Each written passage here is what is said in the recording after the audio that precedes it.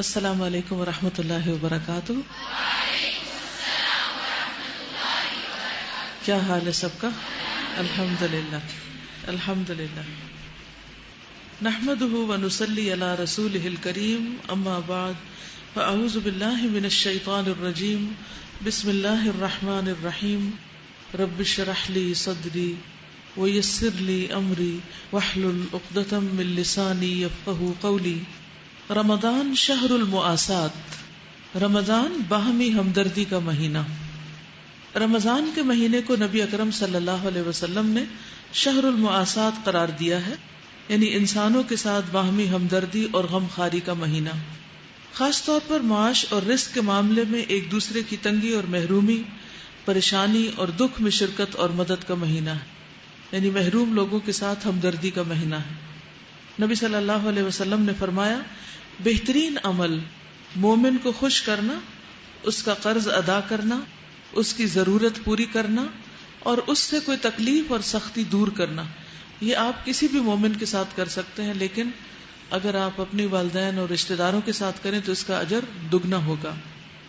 مومن اچھے اخلاق کے ساتھ اس شخص کا سا مرتبہ حاصل کر لیتا ہے جو دن کو روزہ رکھتا ہے اور رات کو قیام کرتا ہے، تو اس طرح آپ کا ثواب ڈبل ہو جاتا ہے. پھر یعنی روزے میں اگر اخلاق بھی اچھا رکھا جائے، کیونکہ روزے کی ایک بھوک کی ایک تکلیف تو ہوتی ہے، پیاس کی ایک چبھن تو ہوتی ہے، لیکن اگر انسان ارادہ کر لے کہ اس کے باوجود میں نے مسکراتے رہنا ہے، اس کے باوجود میں نے دوسروں کے ساتھ اچھی طرح بات کرنی ہے، تو اللہ سبحانہ وتعالیٰ آپ کو ضرور توفیق دے گا. لیکن اگر آپ سیلف پٹی کا شکار ہو جائیں اور اس پریشانی میں رہیں کہ آج میرے پہ کیا غم آیا اور کس نے مجھے کیا کہہ دیا اور میرا کیا بنے گا، تو ان سارے تفکرات کے بوجھ تلے آپ پھر مسکرا نہیں سکتے. یہ سب چیزیں زندگی کا حصہ ہیں اور ساتھ رہیں گی. ساری زندگی چونکہ امتحان ہے، اس لیے کوئی نہ کوئی تکلیف آتی جاتی رہے گی، تو اس میں کیا نہیں بھولنا، اچھے اخلاق کا مظاہرہ کرنا، مسکرانا، دوسروں کی خدمت کرنا، نیکی کے مواقع سے فائدہ اٹھانا. روزہ دار کو ماہ رمضان میں خود بھوکا پیاسا رہ کر دل میں ان حاجت مندوں کا درد محسوس کرنے کا موقع ملتا ہے جو اکثر و بیشتر فاقے میں مبتلا رہتے ہیں. یوں اس کے دل کے اندر نرمی پیدا ہوتی اور وہ دوسروں کی ضروریات پوری کرنے کے لیے کوشش کرتا ہے. رمضان میں اسلاف کی مساجد ان کھانوں سے بھر جایا کرتی تھی جو وہ فقراء اور مساکین کے لیے پیش کیا کرتے تھے. کیونکہ نماز پڑھنے سبھی آتے تھے، اس لیے اکثر لوگ مسجد کو ہی مرکز بناتے کھانا تقسیم کرنے کے لیے. تو رمضان میں کھانے سے بھری بھی ہوتی تھی مساجد کہ کوئی بھی بھوکا نہ رہے، اور جس کو بھی وہ کھلاتے تھے اللہ کی محبت میں کھلاتے تھے. جیسا کہ اللہ تعالیٰ کا ارشاد ہے، وَيُطْعِمُونَ الطَّعَامَ عَلَىٰ حُبِّهِ مِسْكِينًا وَيَتِيمًا وَأَسِيرًا. وہ اللہ کی محبت میں مسکین، یتیم اور قیدی کو کھانا کھلاتے ہیں. حضرت عائشہ سے مروی ہے کہ ایک مرتبہ نبی صلی اللہ علیہ وسلم کے پاس کہیں سے گوہ آئی. گوہ ایسے ہوتی ہے جیسے بڑی سی چھپکلی ہو، یعنی اس شکل کی ہوتی، اور اہل عرب اس کو کھاتے ہیں. آپ سمجھے جیسے خرگوش ہے، وہ بھی تو جانور ہے نا، ہمارا اصل میں ٹیسٹ نہیں ہے نا، اس لیے تو آپ نے اسے تناول نہیں فرمایا، یعنی آپ کو پسند نہیں تھی اور نہ ہی اس سے منع کیا. میں نے عرض کیا، اللہ کے رسول، کیا ہم یہ مسکینوں کو نہ کھلا دیں؟ آپ صلی اللہ علیہ وسلم نے فرمایا، لا تطعموہم مما لا تأکلون. جو چیز تم خود نہیں کھاتے وہ انہیں بھی مت کھلاؤ. تو اب یہ کرنے کے کام نیچے موجود ہیں کتاب میں، ان سب کو آپ پڑھ لیجئے، آپ دیکھ لیجئے کہ آپ کس کس کو کھلا سکتے ہیں.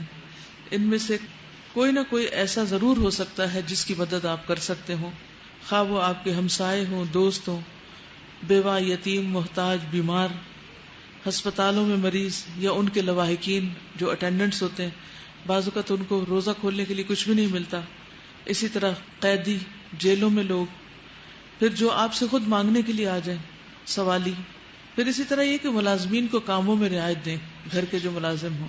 پھر بزرگوں کا احترام، بچوں کے ساتھ شفقت اور محبت کا معاملہ. پھر رشتہ داروں سے صلہ رحمی، عید کے موقع پر ان کو تحفے تحائف رمضان میں ہی دے دیں.